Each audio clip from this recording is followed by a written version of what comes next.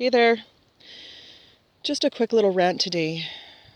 I want to share my feelings about deception and about the fables that are already upon the earth that are swallowing up Christians, and they will continue to. 2 Timothy talks about this, and I'll go into this at length in another video.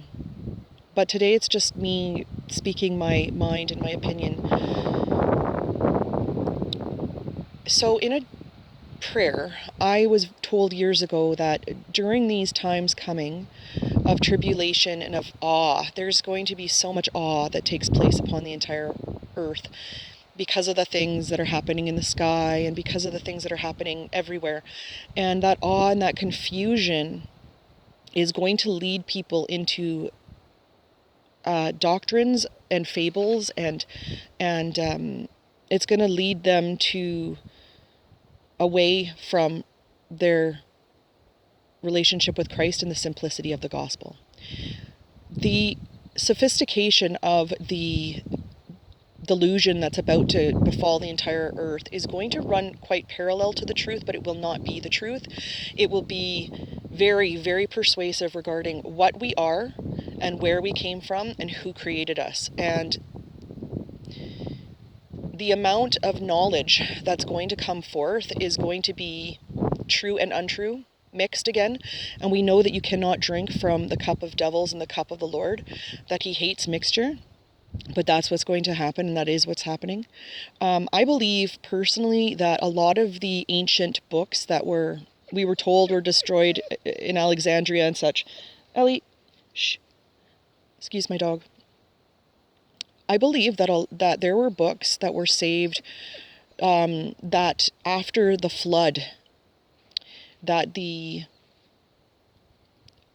if you want to call them titans, or if you want to call them those from the underworld, they recreated what their ancestors, the fallen angels, had created upon the earth.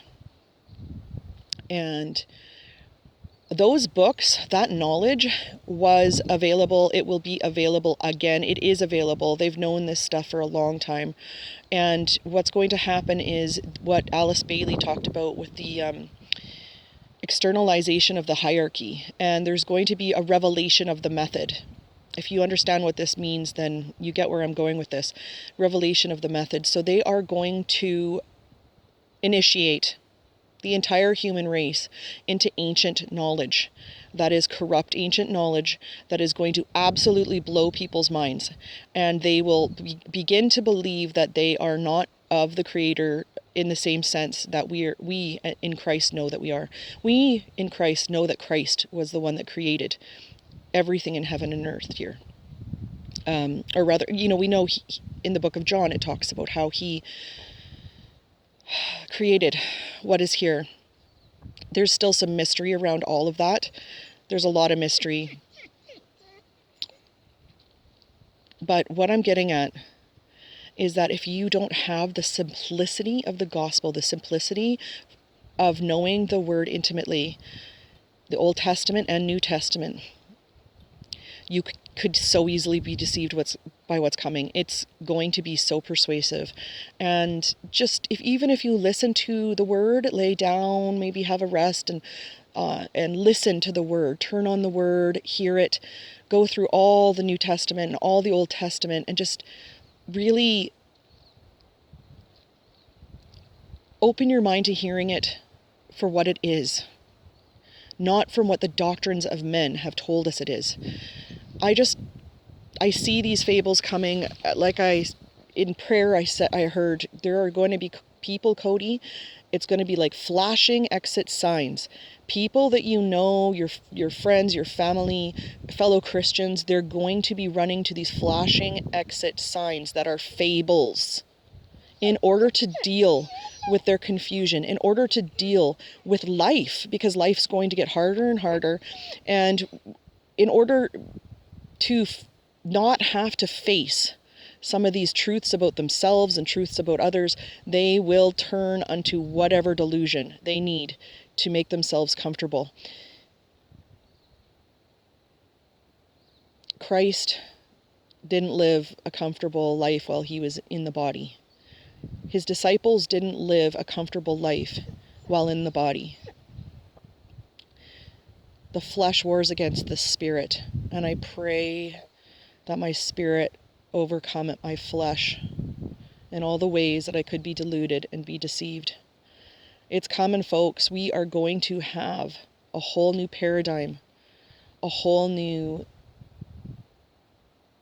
narrative that the Bible in its simplicity will have to fight, because we are going to have Christians, actual Christians, coming at us with these fantastical new ways to look at the Bible. And ultimately it will be those who understand the simplicity of Christ and understand the word in its most pure form are going to be the enemies. We will be the enemies because our doctrine will be dusty and old and not very exciting considering what's transpiring. We will refuse to be initiated into the Luciferian doctrine that's coming upon the earth. And our fellow Christians, our fellow brethren are the ones that are going to be saying we should be strung up. Our families, it's time now to get in Christ. It's time to let go of other people and trying to have safety in others. I was told in prayer, do not stand beside a dead tree in a storm. Who are you standing beside? Who are you trusting in?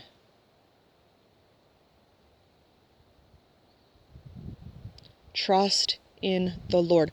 Trust in Jesus Christ, Yeshua HaMashiach, and pray that you can endure unto the end.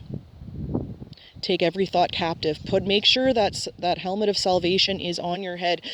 For AI is reading thoughts. I'm sorry if you don't understand this, and if you think that's too far out, I'm telling you, the level of power of the Tower of Babel type of abilities that I believe Satan has now in AI is so far beyond explanation. It is supernatural. He is able to read minds. You need to have your helmet of salvation around your head, a fortress around your mind, that every single brick of it has Christ's name on it. Stand firm in these times and make sure that any tree you stand beside is living. Thanks for listening, and God bless you.